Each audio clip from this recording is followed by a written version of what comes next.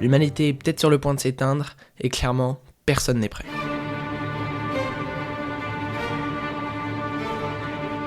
Il y a un monde où tu serais frappé par une horrible maladie, où tu te transformerais en une créature errante.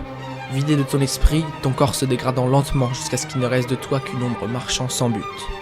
Et bien ce monde, on va voir qu'on n'en est pas si loin. La maladie débilitante chronique des cervidés. La maladie du cerf zombie. La maladie de cerf zombie. L'inquiétude de se répandre sur les humains prend de l'ampleur ces derniers jours. Ah, c'est flippant, hein. Vraiment cette maladie a fait peur.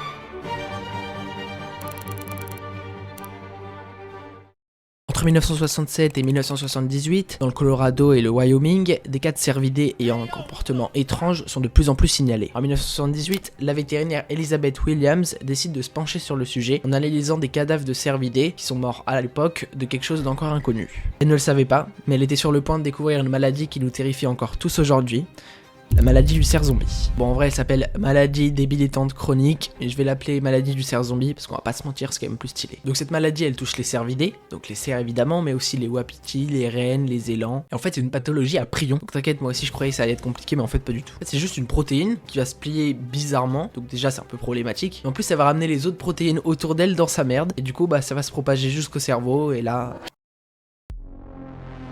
Ils vont commencer à trembler, à baver, à manquer de coordination, à perdre énormément de poids et à ne plus avoir peur des humains. Et puis une fois ces symptômes arrivés, leur temps sera compté. De 2 semaines à 1 an et demi. Et dans tous les cas, ils sont destinés à mourir. En fait, cette maladie, elle est similaire à celle de la vache folle, à celle de la tremblante du mouton, ou à celle de... Bon, je vais pas arriver à le dire, hein, je le mets à l'écran.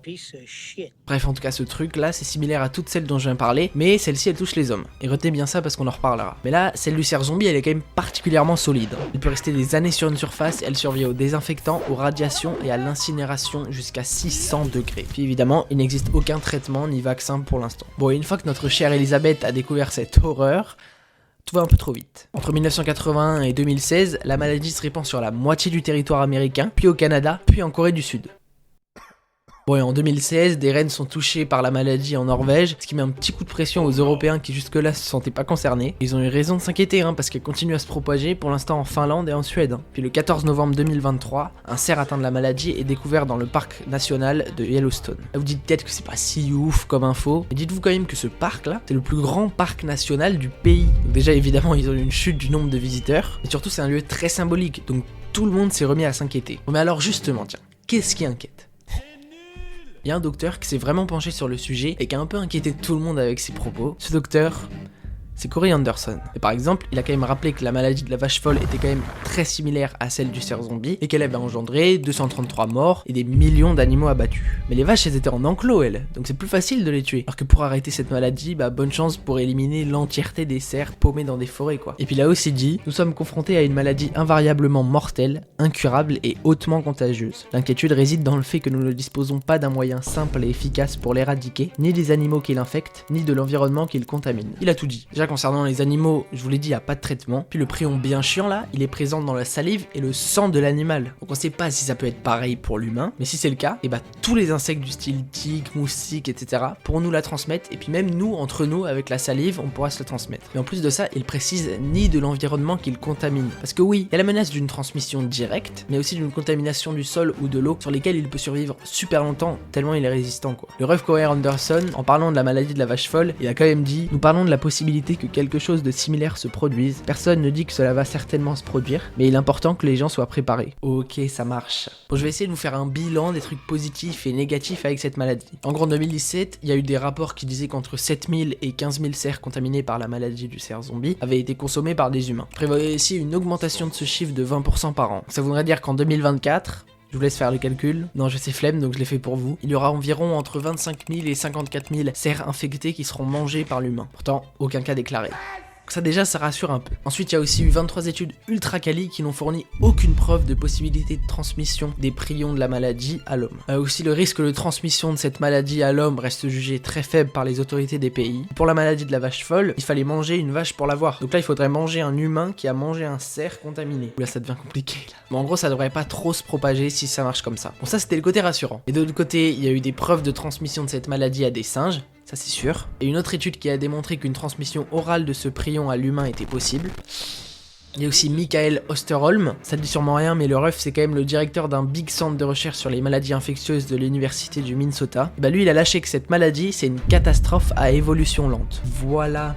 Et enfin, il y a 7 expériences qui ont montré que les prions de la maladie peuvent rendre bizarre aussi nos protéines prions humaines. Vous savez, là, je vous en avais parlé, elles se plient bizarrement et elles se propagent. Bah, apparemment, là, le prion de la maladie, il peut rendre comme ça nos protéines humaines. En vrai, je vais pas vous mentir. Pour l'instant, on connaît un peu rien sur les prions. C'est un sujet où on découvre de plus en plus de trucs. Mais du coup, le bilan de toutes ces études, c'est qu'on peut pas exclure la possibilité d'une transmission de cette maladie à l'homme. Et que du coup, bah, il faut poursuivre les recherches. Je sais que c'est pas la réponse que vous attendiez, mais c'est comme ça. Et comment ils gèrent ça, du coup, les États? Bah, des fois, ils tentent d'éradiquer les populations de cerfs où on sait que la maladie est par là. Ils emploient des tireurs d'élite et tout. Ou alors ils tentent d'espacer les cerfs sur les territoires pour éviter tout contact et donc la propagation de la maladie. Il y a aussi les centres pour le contrôle et la prévention des maladies qui conseillent très fortement de ne pas poursuivre un cerf qui a un peu un comportement chelou.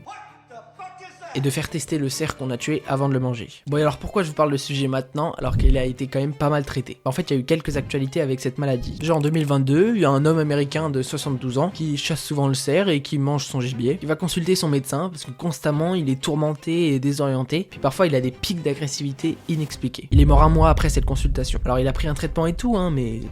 Donc bah, son docteur en parle autour de lui et il apprend qu'un autre patient américain qui chasse aussi le cerf et qui en mange souvent vient aussi de mourir. Bah alors il y a des analyses qui sont faites et on découvre que les deux patients sont décédés à cause de ça là, vous savez le truc que j'arrivais pas à dire et qui est similaire à la maladie de la vache folle. Et du coup bah certains pensent que c'est parce qu'ils mangeaient beaucoup de cerfs, sûrement parfois contaminés par la maladie, qu'ils ont attrapé cette maladie qui est aussi une maladie à prions et qui est en quelque sorte l'équivalent de la maladie du cerf zombie mais pour l'humain. Alors attention c'est pas du tout sûr mais vu les ressemblances, les médecins disent qu'il faut approfondir le sujet. Bon et ensuite encore plus récent, le 4 juin 2024, les agents du Texas ont tué 250 cerfs après s'être battus pendant 3 ans avec un éleveur de cerfs. Il a tout fait pour qu'on tue pas ces cerfs jusqu'à ce que la Cour suprême lui dise bon frérot ça va pas être possible là, puis ils ont fini par les tuer. Et en vrai de toute façon, si c'est pas cette maladie qui fait un désastre, ce sera une autre. Il y a 70% des futures maladies qui nous toucheront qui proviendront des animaux. C'est pas un chiffre que je vous balance comme ça, c'est réel. Je sais que ce sujet il a été pas mal traité, mais il y a eu quand même quelques actus récentes qu'on vient de voir, puisque bah la maladie elle continue de se développer. Puis je voulais en parler pour remarquer notamment le changement de direction que je comprends avec cette chaîne. Vous verrez il y a plein de trucs sympas qui arrivent. D'ailleurs je vous invite vraiment à mettre pause pour lire le message que j'avais mis dans mon onglet communauté et qui est quand même assez important pour la suite de ma chaîne. Puis enfin je t'invite à t'abonner si t'as aimé la vidéo et puis aller checker celle-ci qui a plu à pas mal de monde et pour ça merci infiniment.